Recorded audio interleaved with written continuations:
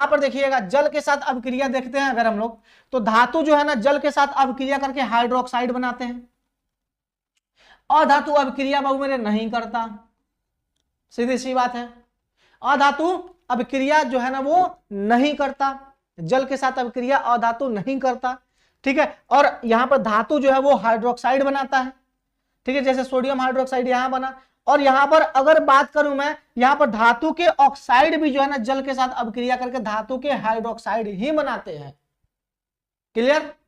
तो यहां पर आपने क्या देखा, धातु जल के साथ अभिक्रिया करके हाइड्रोक्साइड बनाते तो बनाते हैं, लेकिन साथ में अगर धातु के ऑक्साइड भी हैं, अगर वो भी जल के साथ अभिक्रिया करेंगे तो वो भी हाइड्रोक्साइड ही बनाएंगे। आपको यहां पर समीकरण दिख रहा होगा कि यहां पर आपने देखा सोडियम को जल में हमने मिलाया तो सोडियम हाइड्रोक्साइड बना, और यहां पर आपने देखा हाइड्रोजन गैस निकला, और यही गैस जो है ना वो ज्वलनशील गैस होता है, जो ये हाईली उष्माक्षेपी होता है, एक्सोथर्मिक होता है, इससे बहुत ज्यादा उष्मा निकलता है जिसके कारण से इसमें आग पकड़ता है। और यहाँ पर जो है ना आपको दिखता होगा सोडियम जो जलता है पप की आवाज के साथ जो है ना वो ब्लास्ट भी करता है, सबने देखा होगा, देखा है ना।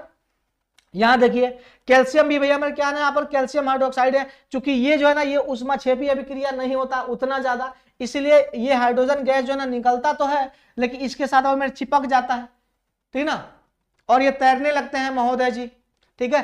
तो ये इतना ज्यादा ये उष्माक्षेपी नहीं होता है, इससे इतना ज्यादा ऊर्जा नहीं निकलता है जिसके कारण इसमें आग नहीं पकड़ पाता, इसलिए ये जलता नहीं है। लेकिन ये महोदय बहुत ज्वलनशील होते हैं, पोटेशियम भी महोदय बहुत ज्वलनशील होते हैं, ठीक ना।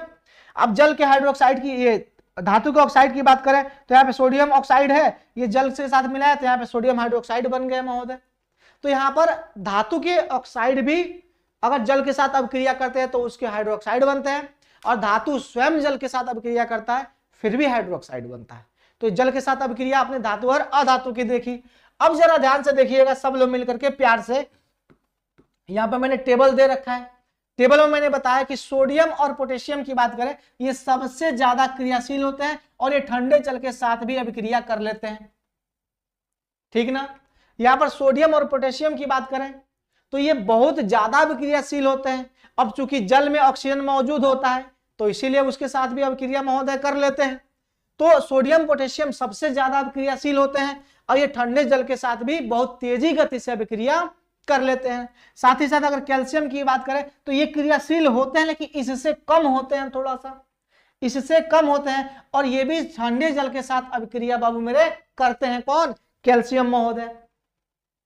क्लियर ना, इतनी सी बातें समझ में आ रही है ना। अब आगे देखो मैग्नीशियम महोदय की बात करें तो ये मध्यम अभिक्रियाशील होते हैं, बीच वाले होते हैं ये, और ये गर्म जल के साथ अभिक्रिया करते हैं। साथ ही साथ अगर हम लोग लोहा एल्युमिनियम जिंक की बात करें ये बहुत धीमी गति की अभिक्रिया महोदय करते हैं और ये केवल भाप के साथ अभिक्रिया करने का काम करते हैं। भाप बोले तो वाष्प की बात कर रहे हैं हम लोग। साथ ही साथ देखा जाए यहाँ पर लेड कॉपर ये सोना चांदी की बात करें तो ये अभिक्रिया बाबू मेरे नहीं करते, ये जल के साथ कोई अभिक्रिया नहीं करते। नहीं तो पता चलता सोनार महोदय अमीर हो गए। अगर मान लो कि चांदी सोना अगर जल के साथ अभिक्रिया करते तो सोनार महोदय लेके वो झाड़ते हैं, है ना, पता चलता वो झाड़ते झाड़ते जो ना आधा सोना आपका उन्हीं के पास रह गया, ठीक है ठीक, तो सफाई भी नहीं कर पाते। तो ये जो है ना ये अभिक्रिया जल के साथ महोदय नहीं करते।